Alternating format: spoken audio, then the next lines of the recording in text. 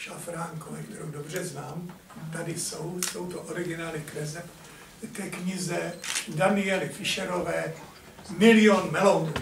Takže, vážení, račte na pódium, zvláště tedy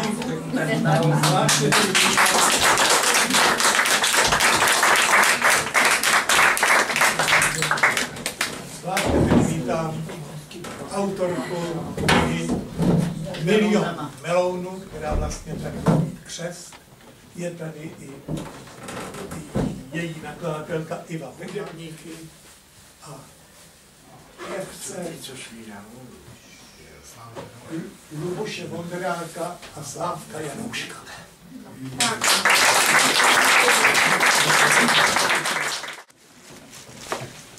Tak ještě jednou dobrý večer, milí a vážení. Všem vám děkuju, že jste tento dnešní den přišli. A hned si vám dovolím říct, do čeho jste vlastně vlezli, co vás čeká a nemine. Tahle ta knížečka, jak vidíte, je mňavoučká a má dvě nevýhody. Jednak, že je opravdu pro děti. A vy jste všichni řádně dospělí lidé. A jednak, že kdybychom si s Hankou pořádně dupli, tak tu knížku přečteme 3krát a ještě nebude ta hodina naplněna.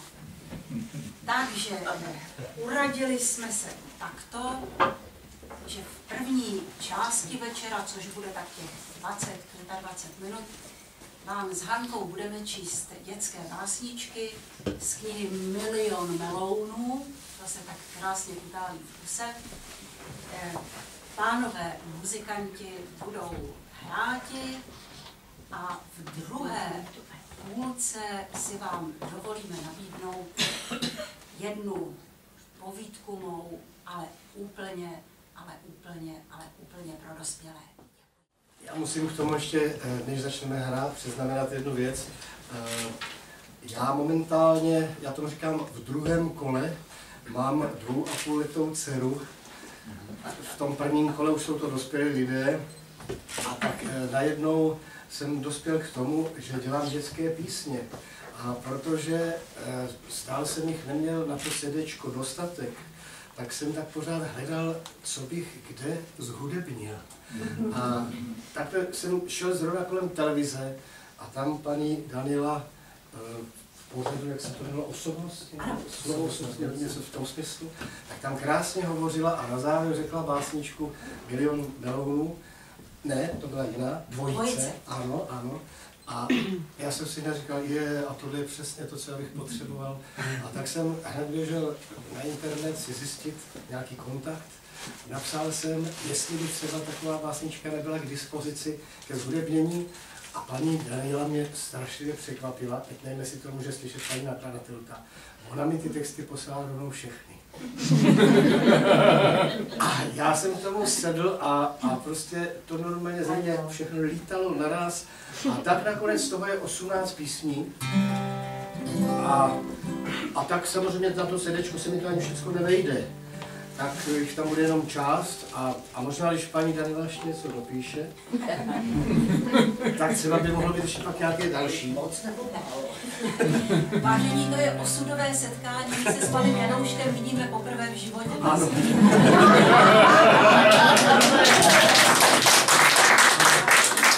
A tak zahrajeme píseň, která je vlastně takovou tou titulní. Milion melounů.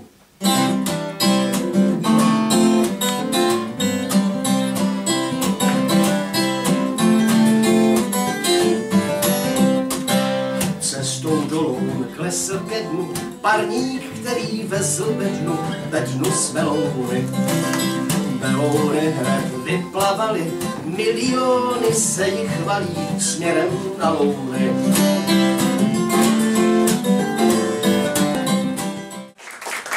Pro ty, kteří nemají tolik hudebního sluchu, ještě jednou, takhle to budeme dneska večer dělat.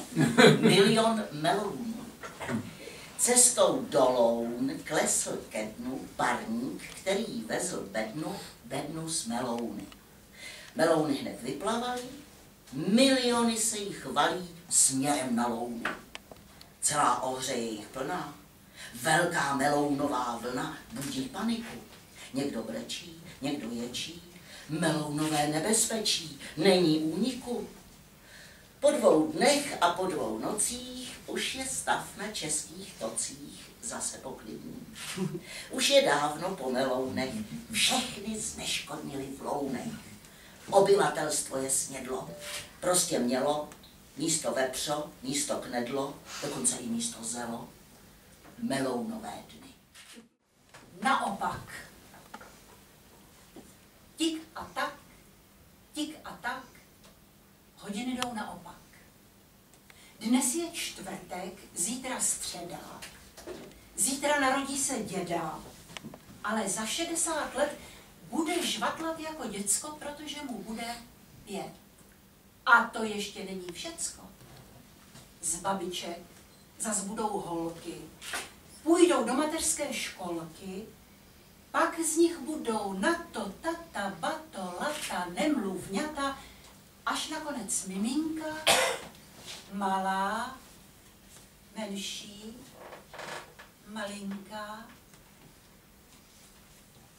tik a tak. Ale co se stane pak? A poslední, na rozloučenou. Co všechno je slyšet, když se dobře zacpou uši?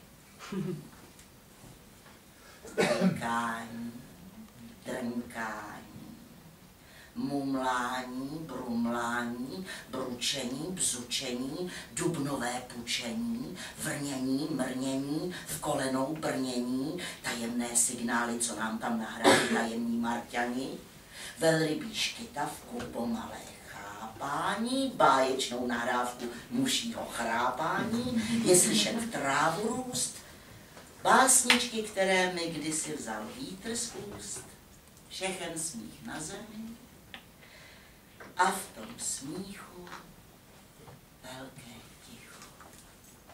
A v tom tichu, tichoulinko nejtišší, ještě tišší, ještě tišší. Ti, kdo tohle ticho slyší, ty už o něm nepíší.